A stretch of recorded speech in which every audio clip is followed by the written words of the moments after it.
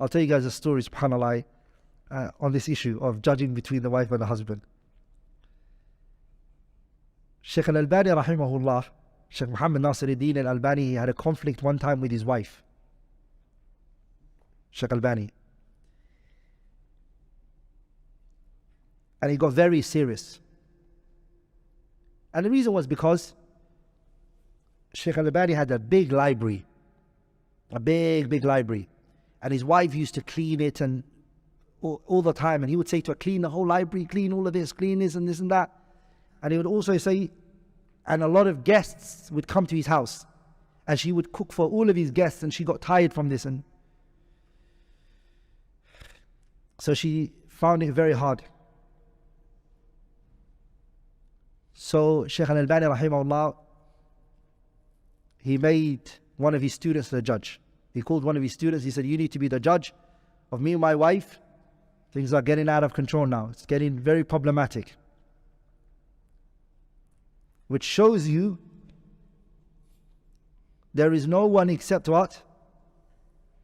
Except there's issues and conflicts at home. Sahab brothers, if you think your marriage is stressful and headache, then join the club, brother. Join the what? Join the club. I know I'm digressing, but I only read one time that Amr ibn Sharahil and Qadi al-Shuraih, they met each other, the two of them. When they met each other, Qadi al-Shuraih said to Amr ibn Sharahil, I've been married to my wife for 20 years, we've never had conflict. For 20 years there was no khilaf except once, and I was wrong. That's the only time I've ever read there was never a conflict between, and it's a long story of why he mentions this reason. I'm not going to go into that now. And some of us will look and say, I've been married for 6 months and I've had conflict 20 times a day. So Shaykh Al-Albani rahimahullah, he said to his student, you be the judge and please solve this issue for us. And as you know, Shaykh Al-Albani rahimahullah, he holds the opinion that cooking and cleaning the house and the housework, it's wajib for the wife. She has to do it. She doesn't do it, she's sinning. He believes that, Shaykh Albani rahimahullah. He based it on many evidences. It's in his kitab Adab al-Zifaf. Brothers want to read it and look into it. That's the book you find the evidences. So Shaykh Albani called his student and he said, you need to solve this problem between me and my wife. The student said, okay. He came over. He said to Shaykh Albani, when he came in, he said to Shaykh Albani's wife, hey, tafaddali, hey, talk. Shaykh Albani said, what? Wait. How are you going to let her start? I am the one who called you. I am the one who has ana al-mudda'i.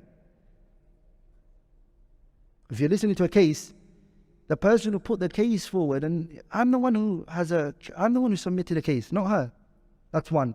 Two, I'm the older one, and the hadith says, kabbir, sah?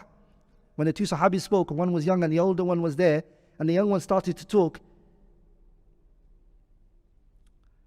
The Prophet said to the young one, when he started talking first, he said, kabbir, wait, let the older one talk.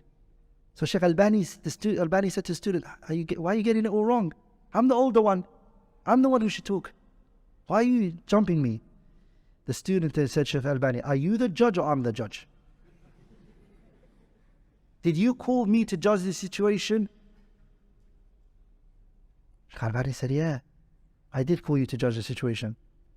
He said, Wallahi Shaykh, if you called me to judge the situation, leave the matter to me or I'm just going to leave. I'm not going to judge the situation. Shaykh Albani said, Allahu musta'an. How you carry on?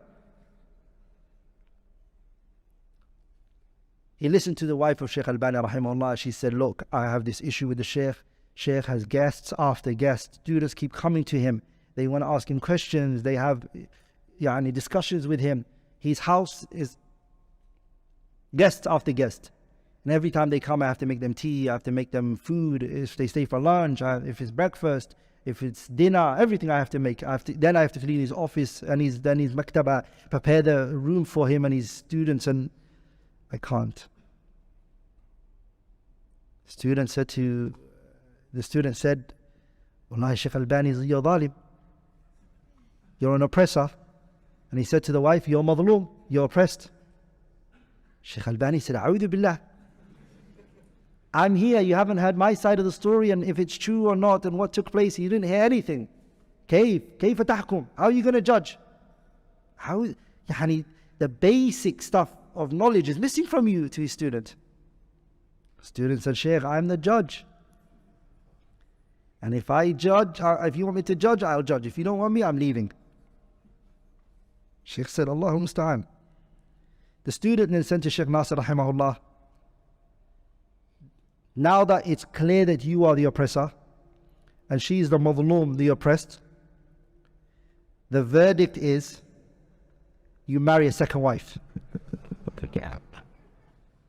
You marry a second wife, and that second wife, she helps the first wife in the house with the cleaning and the sorting out the library and all of this. She takes the burden off him.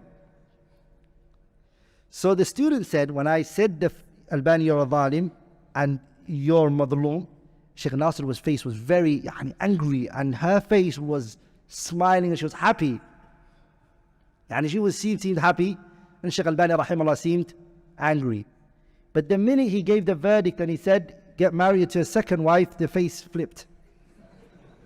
So she became angry and he became what? I'm not sure.